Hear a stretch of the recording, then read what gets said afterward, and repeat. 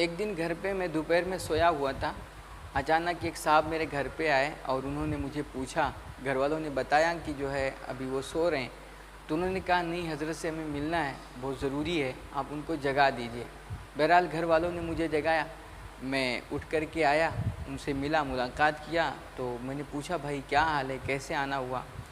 تو انہوں نے بڑی پریشانیاں اپنی بیان کرنا شروع کر دی, بڑی لمبی تفصیل کے ساتھ جو ہے کہ یہ ہوا, یہ مشکل, یہ مشکل, یہ مشکل. اب میں سوچ رہا ہوں کہ اس میں میرا رول کیا ہے, مجھے کرنا کیا ہے.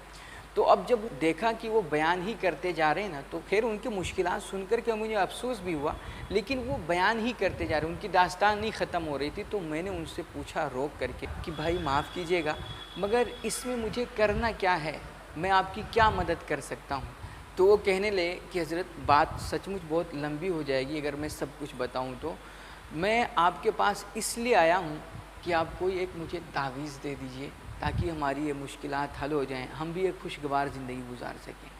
میں سچ میں بتا رہا ہوں کہ جب میں نے ان کی یہ بات سنی نا, میں حیران رہ گیا کہ یار اتنے سارے مشکلات, اتنی پرابلمس, وہ کیا فقط میری ایک تعویذ سے حل ہو جائیں گے, ان کی زندگی خوشحال ہو جائے گی؟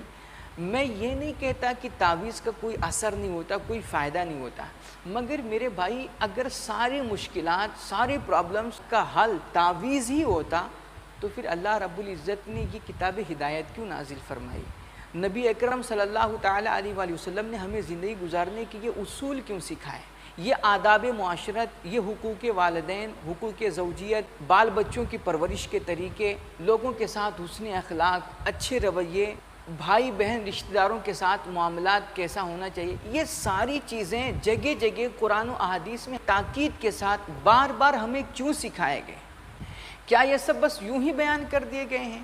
نہیں میرے بھائی, یہ سارے اصول, یہ سارے ضوابط, یہ سارے حقوق اور یہ جو زندگی اور معاشرت کے جو آداب ہمیں بتائے گئے ہیں, یہ سب اسی لیے تاکہ ہماری آپ کی زندگی خوشگوار ہو سکے, ہماری زندگی میں کوئی مشکل نہ آئے, کوئی پرابلمس نہ کھڑے ہوں. اب آپ نہ کسی کا احترام کریں, نہ کسی کی عزت کریں, نہ کسی کے حقوق کا خیال رکھیں, نہ آپ کے اندر صبر ہو, نہ برداشت ہو, نہ حکمت, نہ تدبر, بس منہ میں جو آئے آپ بکتے چلے جائیں, گالیاں دیں, ظلم کریں, ماریں, ستائیں, انہیں جو ہے تکلیف پہنچائیں اور انہیں طنز کسیں, تانے دیں. پھر اس کی وجہ سے جب رشتے ٹوٹیں, گھر اجڑیں اور آپس میں جھگڑا و فساد ہو, تب پھر کہتے ہیں کسی نے گھر میں تعویذ ڈال دی ہے اور کسی نے کرا دیا ہے.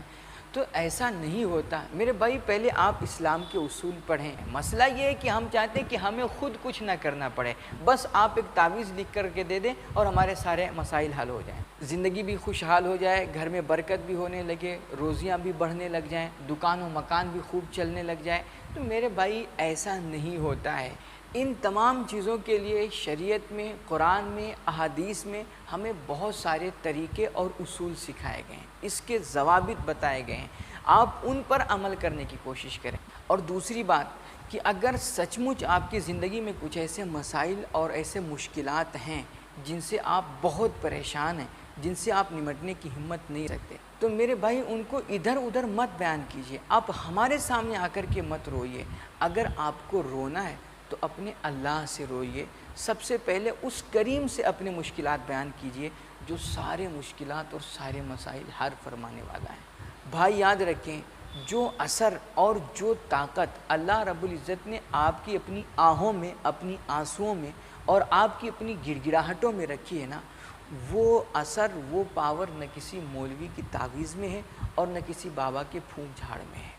جب بھی کبھی مشکلات گھیریں آپ کو, جب بھی مسائل پیش آئیں, جب بھی آپ خود کو زندگی میں تنہا محسوس کریں, جب آپ کے سامنے سارے راستے بند نظر آئیں اور دنیا بالکل تاریک لگنے لگ جائے, تو آپ سب سے پہلے نا اپنے رب کو یاد کیا کریں, اپنے اللہ کو پکارا کریں. وہ اللہ کہہ رہا ہے ادعونی استجب لکم, میرے بندو مجھے پکارو, مجھ سے مانگو, میری بارگاہ میں آ کر کے اپنی فریادیں پیش کرو, میں تمہاری تمام فریادوں کو سنوں گا اور تمہارے سارے مسائل حل فرما دوں گا.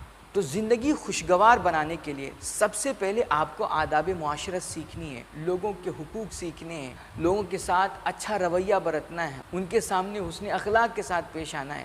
اور پھر اگر کوئی مشکلات آتے ہیں تو آپ دعائیں کریں, نمازیں پڑھیں, اپنے رب سے روئیں, گڑ گڑائیں, اور پھر کسی پیر، بابا، عالم اور بزرگ کا رخ کریں اور ان سے دعائیں لیں۔